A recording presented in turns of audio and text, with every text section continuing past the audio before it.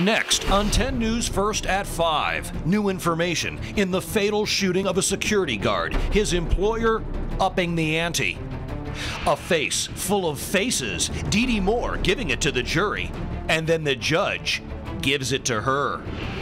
A naked man crisscrossing Pasco County, and then the cops hurl him in the clink. A baby named Hashtag.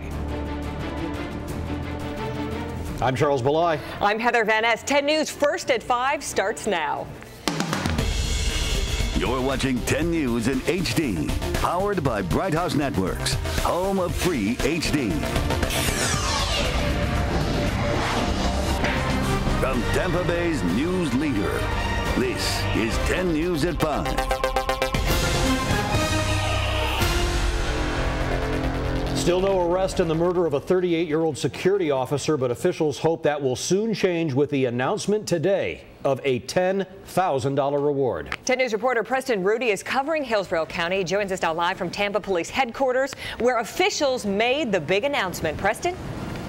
Yeah, Heather and Charles, I want to show you something. This is the flyer announcing the $10,000 reward. The money is being put up by Michael Valentine's employer, Critical Intervention Services. Now, this is not something that is new to this company. They unfortunately had to go through this incident last year in St. Petersburg, where an officer was shot and killed. They put up a similar reward, and fortunately, it did lead to an arrest and conviction in the case. This time, they're hoping for similar results. Nearly a week after Michael Valentine was killed while patrolling the Grand Oaks apartment complex, detectives still haven't been able to make an arrest. One person they desperately want to talk to is the man in this surveillance video seen riding a bike. The bike, shown in this picture, was later found next to Valentine's body. At one point in the surveillance video, the man has a bandana covering part of his face. Was he involved in the murder or simply a witness? Officials want to talk to the man to find out. I think any time you have an incident like this where you're not aware of the motive, it raises our level of urgency to get to the bottom of things and bring this person to justice. To help generate more leads, Valentine's employer is offering a $10,000 reward for information leading to an arrest and conviction in the case. CIS CEO Casey Poulin fought back tears as he made today's announcement. We asked the community to help us take this individual off the street, because there is no question that if he is willing to do that to an armed, trained security officer, he has no fear of doing that to anyone else within the community. The surveillance video has been sent to the FBI to see if it can be enhanced, while detectives continue to work round the clock. Valentine's wife is yet to speak publicly about her husband's murder, but it's clear everyone who knew the former New York City Homeless Services police officer is still experiencing a great deal of pain. Our staff and the family have taken it very hard, clearly, especially after losing Matthew a year and a half ago. It's a tough situation for all of us.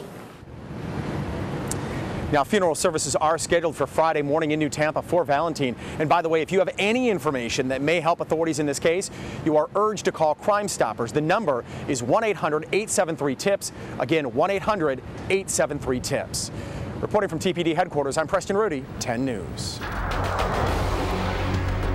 And 10 News following breaking news. The fluoride battle in St. Pete heats up. A boisterous feud over fluoride today in Pinellas County as a year-long election issue comes to a head. 10 News investigator Noah Pransky joins us now. And Noah, things got a little heated about this today. Yeah, Heather, Charles, we have passionate supporters and critics of fluoridation packed into a single room right now. It's the final reading of an ordinance to put fluoride back into Pinellas County water after commissioners' controversial vote last fall to remove it. Now, many think that decision cost a pair of sitting commissioners their jobs, and it was clear from commission chambers today how controversial this issue has become. Half the crowd advocating for fluoride and preventative care for kids' teeth, while the other half is criticizing fluoride for its cost and possible side effects. In fact, when MDs or PhDs assured commissioners fluoride was safe, they got heckled by some conservative critics in the crowd. You have a very safe drinking water system.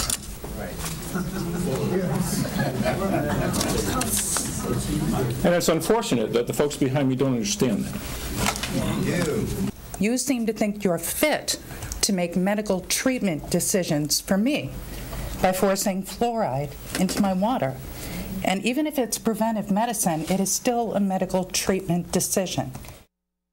It's believed 2 new commissioners who defeated fluoride-opposing incumbents will help restore the chemical to the county's water supply today. But after more than 2.5 hours of public comments, they haven't gotten to a vote yet. We'll let you know as soon as they do. Guys? Noah, thank you. The judge in Dee Dee Moore's trial had to stop jury selection today to admonish her for trying to communicate with the jurors. One more time, this is not in your best interest. I'm not going to put up with any disruption. I'm not going to put up with any... Moore is on trial for killing lottery winner Abraham Shakespeare. The judge told Moore's lawyers to stop her from making expressions at potential jurors as they were answering questions. After the scolding, Moore cried and said it was unfair. Moore faces mandatory life in prison if convicted of first-degree murder. Pasco County cops getting an eyeful as a naked Abraham Luna runs amok. Deputies say Luna was first spotted wearing nothing but his construction boots running around the Tarpon Springs golf course, but he disappeared. Several hours later, cops tried pulling over a white van driven by Luna. He stopped at a store, assaulted a clerk, then raced back down US 19, sideswiping a law enforcement vehicle, trying to get away. He was eventually captured in the Newport Richey area, and police tell us he is facing a slew of charges. And shocking allegations today from the former chairman of Florida's Republican Party, Jim Greer, naming names and getting specific about his former colleagues and their alleged effort to suppress the Democratic vote. Those long lines at the polls this month were no accident, according to Greer. And he claims that this effort goes all the way to the top. 10 News reporter Eric Glasser has been following the story and has reaction from the Republican Party, too. Eric? Heather, 10 News first broke this story back in August. Back then, Jim Greer was relatively alone. Now, former Governor Charlie Crist and a GOP insider are part of a growing chorus accusing Republicans of intentionally trying to keep Democrats from the polls. I felt it was important for voters and citizens to find out what really goes on behind the curtain of the Republican Party. Former Florida Republican Chair Jim Greer says it was never about fighting voter fraud, but rather a concerted effort that started around 2008 to keep minorities from the polls. Pressure he resisted as party chair, he says. When those consultants and some legislative leaders approached me about putting forth election changes to the law so that would benefit the Republican Party, I didn't agree to it. Greer himself faces trial in February, charged with stealing $200,000 from the GOP while leading it. Everybody he claims he met with says it never happened. He's making it up. You have to consider the source. Brian Burgess, a spokesman for the Republican Party of Florida, describes Greer as unreliable, disgruntled, and bitter. If what he says is true, it was the worst conceived plan under his leadership, by the way, that I've ever heard of, because the turnout, we had record turnout in terms of total voters. This is about fundamental. Former Governor Charlie Crist, once a Republican, now independent, he is no political ally of Greer's, but on the GOP voter suppression issue, he is equally critical, blasting Governor Rick Scott and GOP lawmakers election night on MSNBC. It's not right, and the legislature went along with it, but only one person has the power and had the power to sign an executive order to do away with this, and Governor Scott didn't do it. 10 News political expert Seth McKee says voter turnout might have been even greater. Republicans, he says, can try to disparage Greer and Crist, but the election results may indicate a voter backlash already underway. I think that message is now trickling down to the voters, and they know that it has nothing to do with fraud. And this may get a lot bigger and a lot more political. 6 members of Congress, all of them from Florida, have now written to the U.S. Commission on Civil Rights. They're asking for a special hearing now to investigate these allegations of voter suppression. Heather? Thanks, Eric. Right now, we're also following breaking news out of Hillsborough County. A dog fighting ring busted. The bust went down in rural Hillsborough near Seffner. 10 News reporter Bo Zimmer is live at Animal Services. And Bo, how many animals are we talking about here? Well, we're talking about 7 animals that were recovered today, but potentially hundreds of dead dogs that were found or that will be found on this property, according to a confession by the suspect himself. 2 men arrested in this massive dog fighting ring. And I want to bring on Sergeant Pam Perry with Hillsborough County Animal Services. She's just back from the scene, one of the head investigators here. Yeah. Describe the conditions out at this very secluded property out in Seffner. Very depressing. Very disheartening. We knew after the statement he made to us that we were walking on a graveyard. And in fact, we have recovered several skulls and carcasses of dead animals. We did also find 7 wonderful dogs that are now being treated at Animal Services. They have injuries, as you can see, Rudolph here.